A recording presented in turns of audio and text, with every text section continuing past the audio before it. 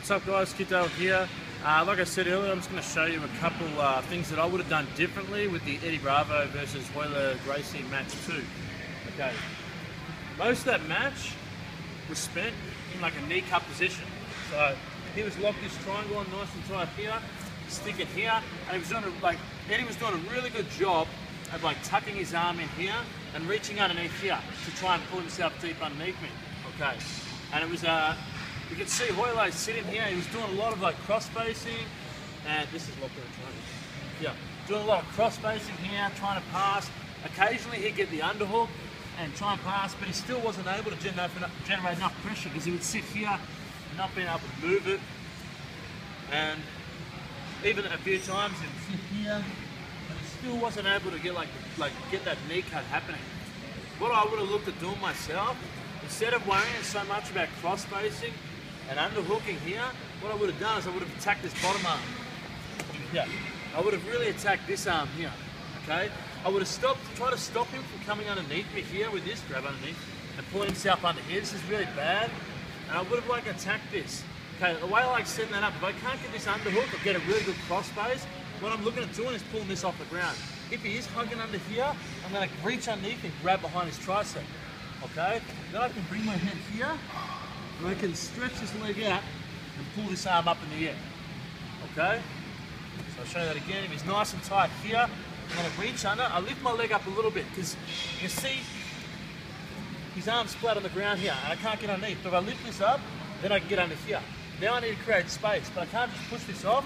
So I bring my head under, stick it here, and I use this to pry it open. Now I'm going to use this arm here. I'm going to pull this off. He can tuck this all he wants. I'm going to sit low on the inside of his back. I don't want to go too far forward. Just nice and low. And I'm going to really cut this through and stick here. Okay? Like I said, they're defending this underhook really well.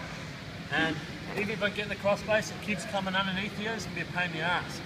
So what I would look at doing is, when he is doing this here, lifting this off, getting some space, coming underneath, stretching this up, keeping this up. Now, like I said, he's pinned this here, so I don't want to come under here getting a chance to come to my back. That's not very good. You can go like a Kazakhstan position, but the chance of getting that with someone like him is very difficult. I want to come low over the back. So he's locked on here. I want to come low here, or even over the butt. Okay? And then I can arch this way, or this way. Really come out here. So those are the things I would have done for the knee cut, to cut through there. With the grapevine, a couple of times when he got under here, he locked the grapevine here, which can be a real pain in the ass to get through.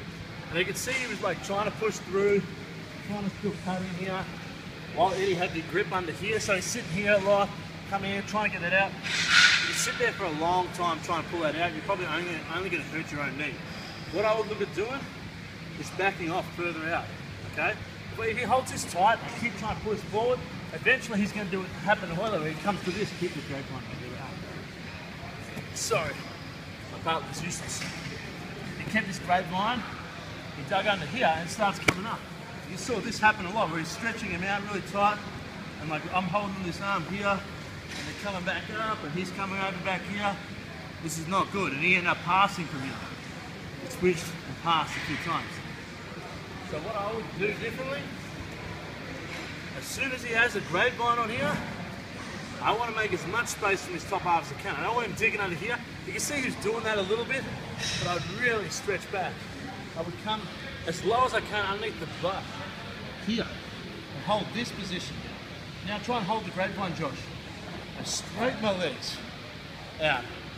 And then I can pass, I can hook over the top, pass this way, or continue to pass. So I'll show that again so you can see that. So in this position, don't try and go forward. Back up, come underneath the butt, here. So if he tries to sweep and stuff like that, I can still base out really well here because his legs are locked on. He doesn't have a lot of leverage to sweep. So I hold nice and tight, straighten this leg, and I can pull out this way. Okay? And I can pass this way as well. So go further down, straighten the leg out. and then pass around. Don't try and go further through. Obviously, still world-class competitors. I'm not saying that I would have been any better in that fight as what they would have been, but it's just a position I like using, and that's what I would have done differently. Okay. Otherwise, it was like a really cool match to watch. Really exciting to see them go at it. Eddie Bravo for sure won that match, especially if you count points. And I'd really like to do some training with him, man. He's like not only like really talented, he's a really cool guy as well. So anyway, hope you guys enjoyed this. Give me some feedback. Let me know what you guys think, if you think any different. And I'll see you guys next time. Boys.